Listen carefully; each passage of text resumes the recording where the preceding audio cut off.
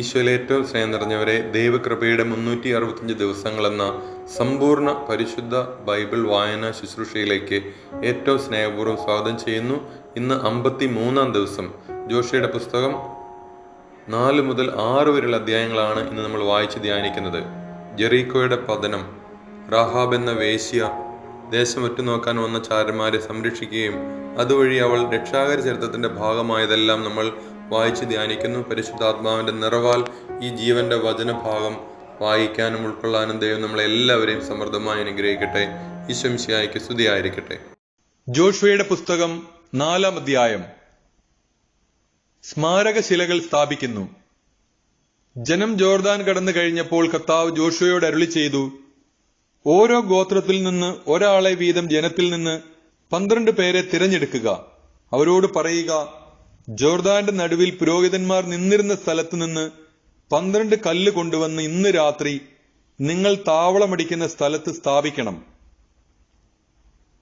ഗോത്രത്തിന് 1 വീതം ഇസ്രായേൽ ജനത്തിൽ നിന്ന് തിരഞ്ഞെടുത്ത 12 പേരെ ജോഷുവ വിളിച്ചു. അവൻ അവരോട് പറഞ്ഞു, നിങ്ങളുടെ ദൈവമായ കർത്താവിന്റെ പേടകത്തിന് മുൻപേ ജോർദാന്റെ മധ്യത്തിലേക്ക് പോകുവിൻ. അവിടെ നിന്ന് ഇസ്രായേൽ ഗോത്രങ്ങളുടെ എണ്ണം അനുസരിച്ച് ഓരോരുത്തരും ഓരോ കല്ല് ചുമലിൽ എടുക്കണം. ഇത് നിങ്ങൾക്കൊരു സ്മാരകമായിരിക്കും. ഇത് എന്തു സൂചിപ്പിക്കുന്നു എന്ന് ഭാവിയിൽ നിങ്ങളുടെ മക്കൾ ചോദിക്കുമ്പോൾ അവരോട് പറയണം, കർത്താവിന്റെ വാഗ്ദാന പേടകം നദി കടന്നപ്പോൾ ജോർദാനിലെ ജലം വിഭജിക്കപ്പെട്ടു. ഈ കല്ലുകൾ എക്കാലവും ഇസ്രായേൽ ജനത്തെ ഇക്കാര്യം അനുസ്മരിപ്പിക്കും. ജോഷുവ ആജ്ഞാപിച്ചതുപോലെ ജനം ചെയ്തു. കർത്താവ് ജോഷുവയോട് പറഞ്ഞതുപോലെ ഇസ്രായേൽ ഗോത്രങ്ങളുടെ എണ്ണം അനുസരിച്ച് അവർ ജോർദാനിൽ നിന്ന് 12 കല്ലെടുത്തു. അത് കൊണ്ടുപോയി തങ്ങൾ താമസിച്ചിരുന്ന സ്ഥലത്ത് വച്ചു. ജോർദാന്റെ നടുവിൽ വാഗ്ദാന പേടകം വഹിക്കുന്ന പുരോഹിതന്മാർ നിന്നിരുന്നിടത്തും ജോഷുവ 12 കല്ല് സ്ഥാപിച്ചു. അവ ഇന്നും അവിടെയുണ്ട്. മോശ ജോഷുവയോട് പറഞ്ഞിരുന്നതുപോലെ ചെയ്യാൻ ജനത്തോട് കൽപ്പിക്കണമെന്ന് കർത്താവ് ജോഷുവയോട് അരുളി ചെയ്തു. എല്ലാം ചെയ്തു തീരുവോളം പേടകം വഹിച്ചിരുന്ന പുരോഹിതന്മാർ ജോർദാന് നടുവിൽ നിന്നു. ജനം അതിവേഗം മറുകര കടന്നു. ജനം കടന്നു കഴിഞ്ഞപ്പോൾ കർത്താവിന്റെ പേടകം വഹിച്ചുകൊണ്ട് പുരോഹിതന്മാരും നദി കടന്ന് അവർക്ക് മുമ്പേ നടന്നു. മോശ കൽപ്പിച്ചിരുന്നതുപോലെ റൂബൻ, ഗാദ് ഗോത്രങ്ങളും മനാസയുടെ അർദ്ധഗോത്രവും യുദ്ധസന്നദ്ധരായി ഇസ്രായേലിയർക്ക് മുമ്പേ നടന്നു. ഏകദേശം 40,000 യോദ്ധാക്കൾ കർത്താവിന്റെ മുൻപിൽ ജെറീക്കോ സമതലങ്ങളിലേക്ക് നീങ്ങി. അന്ന് കർത്താവ് ഇസ്രായേൽ ജനത്തിന്റെ മുൻപാകെ ജോഷുവയെ മഹത്വപ്പെടുത്തി. അവർ മോശയെപ്പോലെ അവനെയും ബഹുമാനിച്ചു. കർത്താവ് ജോഷുവയോട് അരുളി ചെയ്തു, സാക്ഷ്യപേടകം വഹിക്കുന്ന പുരോഹിതന്മാരോട് ജോർദാനിൽ നിന്ന് കയറി വരാൻ കൽപ്പിക്കുക. ജോഷു അവരോട് കയറി വരാൻ കൽപ്പിച്ചു. കർത്താവിന്റെ വാഗ്ദാന പേടകം വഹിച്ചിരുന്ന പുരോഹിതന്മാർ ജോർദാനിൽ നിന്ന് കയറി. കരയിൽ കാലുകുത്തിയപ്പോൾ ജോർദാനിലെ വെള്ളം പഴയപടി ഒഴുകി കരകവിഞ്ഞു. 1-ാം മാസം 10-ാം ദിവസമാണ് ജനം ജോർദാനിൽ നിന്ന് കയറി ജെറീക്കോയുടെ കിഴക്കേ അതിർത്തിയിലുള്ള ഗിൽഗാലിൽ താവളമടിച്ചത്. ജോർദാനിൽ നിന്ന് കൊണ്ടുവന്ന 12 കല്ല് ജോഷുവ ഗിൽഗാലിൽ സ്ഥാപിച്ചു. അവൻ ഇസ്രായേൽ ജനത്തോട് പറഞ്ഞു, ഭാവിയിൽ നിങ്ങളുടെ സന്തതികൾ പിതാക്കന്മാരോട് ഈ കല്ലുകൾ എന്ത് സൂചിപ്പിക്കുന്നു എന്ന് ചോദിക്കുമ്പോൾ ഇസ്രായേൽ ഉണങ്ങിയ നിലത്തുകൂടെ ജോർദാൻ കടന്നു എന്ന് നിങ്ങൾ അവർക്ക് പറഞ്ഞു കൊടുക്കണം. ദൈവമായ കർത്താവ് ഞങ്ങൾ കടന്നു കഴിയുന്നതുവരെ ചെങ്കടൽ വറ്റിച്ചതുപോലെ നിങ്ങൾ കടക്കുന്നതുവരെ ജോർദാനിലെ വെള്ളവും വറ്റിച്ചു. അങ്ങനെ ദൈവമായ കർത്താവിനെ നിങ്ങൾ എന്നെന്നും ഭയപ്പെടുകയും അവിടുത്തെ കരങ്ങൾ ശക്തമാണെന്ന് ലോകമെങ്ങുമുള്ള ജനങ്ങൾ അറിയുകയും ചെയ്യട്ടെ. ജോഷുവയുടെ പുസ്തകം 5-ാം അധ്യായം. ഇസ്രായേൽ ഗിൽഗാലിൽ. ഇസ്രായേൽ ജനത്തിന് അക്കരെ കടക്കാൻ വേണ്ടി കർത്താവ് ജോർദാനിലെ ജലം വറ്റിച്ചു കളഞ്ഞെന്ന് കേട്ടപ്പോൾ അതിന്റെ പടിഞ്ഞാറെ കരയിലുള്ള അമോര്യ രാജാക്കന്മാരും സമുദ്രതീരത്തുള്ള കനാന്യ രാജാക്കന്മാരും അവരെ ഭയപ്പെട്ട് ചഞ്ചലചിത്തരായി. അപ്പോൾ കർത്താവ് ജോഷുവയോട് കൽപ്പിച്ചു, കൽക്കത്തിയുണ്ടാക്കി ഇസ്രായേൽ ജനത്തെ പരിച്ഛേദനം ചെയ്യുക. ജോഷുവ ഗിബെയാത്ത് ഹാരോലോത്തിൽ കൽക്കത്തി കൊണ്ട് ഇസ്രായേൽ മക്കളെ പരിച്ഛേദനം ചെയ്തു. അവരെ പരിച്ഛേദനം ചെയ്യാൻ കാരണമിതാണ്: ഈജിപ്തിൽ നിന്ന് പുറപ്പെട്ടപ്പോൾ യുദ്ധം ചെയ്യാൻ പ്രായമായിരുന്ന പുരുഷന്മാർ മരുഭൂമിയിലൂടെയുള്ള യാത്രക്കിടയിൽ മരിച്ചുപോയി. ഈജിപ്തിൽ നിന്ന് പുറപ്പെട്ടവരെല്ലാം പരിച്ഛേദിതരായിരുന്നുവെങ്കിലും യാത്രാമധ്യേ ജനിച്ചവർ പരിച്ഛേദിതരായിരുന്നില്ല. ഇസ്രായേൽ ജനം 40 സംവത്സരം മരുഭൂമിയിലൂടെ നടന്നു. ഈജിപ്തിൽ നിന്ന് പുറപ്പെട്ട യുദ്ധം ചെയ്യാൻ പ്രായമായ പുരുഷന്മാരെല്ലാം കർത്താവിന്റെ വാക്ക് കേൾക്കാഞ്ഞതുകൊണ്ട് മരിച്ചുപോയി. അവർക്ക് നൽകുമെന്ന് പിതാക്കന്മാരോട് വാഗ്ദാനം ചെയ്ത തേനും പാലും ഒഴുകുന്ന ദേശം അവരെ കാണിക്കുകയില്ലെന്ന് കർത്താവ് ശപഥം ചെയ്തിരുന്നു. അവർക്ക് പകരം അവകാശികളായി ഉയർത്തിയ മക്കളെയാണ് ജോഷുവ പരിച്ഛേദനം ചെയ്യിച്ചത്. യാത്രാമധ്യേ പരിച്ഛേദന കർമ്മം നടന്നിരുന്നില്ല. പരിച്ഛേദനം കഴിഞ്ഞവർ സൗഖ്യം പ്രാപിക്കുന്നതുവരെ അവർ പാളയത്തിൽ തന്നെ താമസിച്ചു. അപ്പോൾ കർത്താവ് ജോഷുവയോട് അരുളി ചെയ്തു, ഈജിപ്തിന്റെ അപകീർത്തി ഇന്ന് നിങ്ങളിൽ നിന്ന് ഞാൻ നീക്കിക്കളഞ്ഞിരിക്കുന്നു. അതിനാൽ ആ സ്ഥലം ഗിൽഗാൽ എന്ന് ഇപ്പോഴും അറിയപ്പെടുന്നു. ഇസ്രായേൽ ജനം ജെറീക്കോ സമതലത്തിലെ ഗിൽഗാലിൽ താവളമടിച്ചു. ആ മാസം 14-ാം ദിവസം വൈകുന്നേരം അവർ അവിടെ പെസഹ ആഘോഷിച്ചു. പിറ്റേ ദിവസം അവർ ആ ദേശത്തെ വിളവിൽ നിന്ന് ഉണ്ടാക്കിയ പുളിപ്പില്ലാത്ത അപ്പവും വറുത്ത ഗോതമ്പും ഭക്ഷിച്ചു. പിറ്റേന്ന് മുതൽ മന്ന വർഷിക്കാതായി. ഇസ്രായേൽ ജനത്തിന് പിന്നീട് മന്ന ലഭിച്ചില്ല. അവർ ആ വർഷം മുതൽ കാനാൻ ദേശത്തെ ഫലങ്ങൾ കൊണ്ട് ഉപജീവനം നടത്തി. കർത്താവിന്റെ സൈന്യാധിപൻ. ജെറീക്കോയെ സമീപിച്ചപ്പോൾ ജോഷുവ കണ്ണുകൾ ഉയർത്തി നോക്കി. അപ്പോൾ കയ്യിൽ ഊരിയ വാളുമായി അതാ ഒരു മനുഷ്യൻ. ജോഷുവ അവന്റെ അടുത്ത് ചെന്നു. നീ ഞങ്ങളുടെ പക്ഷത്തോ ശത്രുപക്ഷത്തോ എന്ന് ചോദിച്ചു. അവൻ പറഞ്ഞു, അല്ല, ഞാൻ കർത്താവിന്റെ സൈന്യാധിപനാണ്.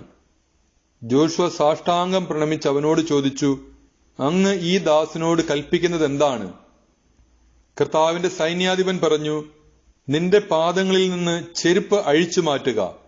നീ നിൽക്കുന്ന ഈ സ്ഥലം വിശുദ്ധമാണ്. ജോഷുവ അങ്ങനെ ചെയ്തു. ജോഷുവയുടെ പുസ്തകം 6-ാം അധ്യായം. ജെറീക്കോയുടെ പതനം. ഇസ്രായേൽ ജനത്തെ ഭയന്ന് ജെറീക്കോ പട്ടണം അടച്ച് ഭദ്രമാക്കിയിരുന്നു. ആരും പുറത്തേക്ക് പോവുകയോ അകത്തേക്ക് വരികയോ ചെയ്തില്ല. കർത്താവ് ജോഷുവയോട് അരുളി ചെയ്തു, ഇതാ ഞാൻ ജെറീക്കോ പട്ടണത്തെ അതിന്റെ രാജാവിനോടും യുദ്ധവീരന്മാരോടും കൂടെ നിന്റെ കരങ്ങളിൽ ഏൽപ്പിച്ചിരിക്കുന്നു. നിങ്ങളുടെ യോദ്ധാക്കൾ ദിവസത്തിൽ ഒരിക്കൽ പട്ടണത്തിന് ചുറ്റും നടക്കണം. ഇങ്ങനെ 6 ദിവസം ചെയ്യണം. 7 പുരോഹിതന്മാർ ആട്ടിൻ കൊമ്പുകൊണ്ടുള്ള 7 കാഹളവും പിടിച്ച് വാഗ്ദാന പേടകത്തിന്റെ മുമ്പിലൂടെ നടക്കണം. 7-ാം ദിവസം പുരോഹിതന്മാർ കാഹളം മുഴക്കുകയും നിങ്ങൾ പട്ടണത്തിന് ചുറ്റും 7 പ്രാവശ്യം നടക്കുകയും വേണം. അവർ കാഹളം മുഴക്കുന്നത് കേൾക്കുമ്പോൾ നിങ്ങൾ ആർത്തട്ടഹസിക്കണം. അപ്പോൾ പട്ടണത്തിന്റെ മതിൽ നിലംപതിക്കും. നിങ്ങൾ നേരെ ഇരച്ചു കയറുക. നൂനിന്റെ മകനായ ജോഷുവ പുരോഹിതന്മാരെ വിളിച്ചു പറഞ്ഞു, വാഗ്ദാന പേടകം എടുക്കുക. 7 പുരോഹിതന്മാർ കർത്താവിന്റെ പേടകത്തിന്റെ മുൻപിൽ ആട്ടിൻ കൊമ്പുകൊണ്ടുള്ള 7 കാഹളം പിടിച്ചുകൊണ്ട് നിൽക്കട്ടെ. അവൻ ജനത്തോട് പറഞ്ഞു, മുന്നോട്ടു പോകുവിൻ, പട്ടണത്തിന് ചുറ്റും നടക്കുവിൻ. ആയുധധാരികൾ കർത്താവിന്റെ പേടകത്തിന് മുൻപിൽ നടക്കട്ടെ.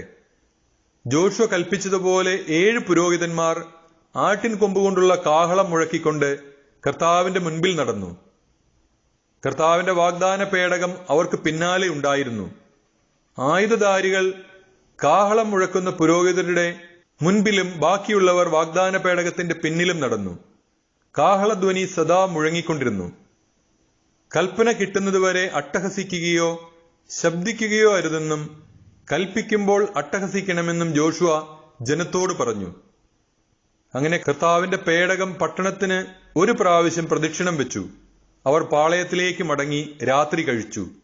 പിറ്റേ ദിവസം അതിരാവിലെ ജോഷുവ ഉണർന്നു. പുരോഹിതന്മാർ കർത്താവിന്റെ പേടകം എടുത്തു.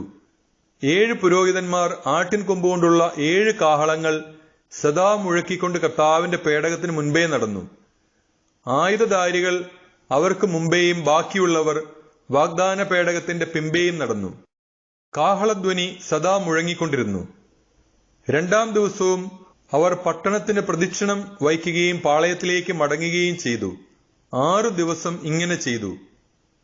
7-ാം ദിവസം അതിരാവിലെ ഉണർന്ന് ആദ്യത്തേതുപോലെ 7 പ്രാവശ്യം അവർ പ്രദക്ഷിണം വെച്ചു. അന്നു മാത്രമേ 7 പ്രാവശ്യം പ്രദക്ഷിണം വെച്ചുള്ളൂ. 7-ാം പ്രാവശ്യം പുരോഹിതന്മാർ കാഹളം മുഴക്കിയപ്പോൾ ജോഷുവ ജനത്തോട് പറഞ്ഞു, അട്ടഹസിക്കുവിൻ, ഈ പട്ടണം കർത്താവ് നിങ്ങൾക്ക് നൽകിയിരിക്കുന്നു. പട്ടണവും അതിലുള്ള സമസ്തവും കർത്താവിന് കാഴ്ചയായി നശിപ്പിക്കപ്പെടേണ്ടതാണ്. നമ്മുടെ ദൂതന്മാരെ ഒളിപ്പിച്ചതിനാൽ വേശ്യയായ റാഹാബും അവളുടെ കുടുംബത്തിലുള്ളവരും ജീവനോടെ ഇരിക്കട്ടെ. നശിപ്പിക്കേണ്ട ഈ പട്ടണത്തിൽ നിന്ന് നിങ്ങൾ ഒന്നും എടുക്കരുത്. അങ്ങനെ ചെയ്താൽ ഇസ്രായേൽ പാളയത്തിന് നാശവും അനർത്ഥവും സംഭവിക്കും.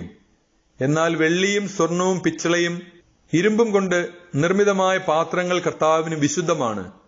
അവ കർത്താവിന്റെ ഭണ്ഡാരത്തിൽ നിക്ഷേപിക്കണം. കാഹളം മുഴങ്ങി.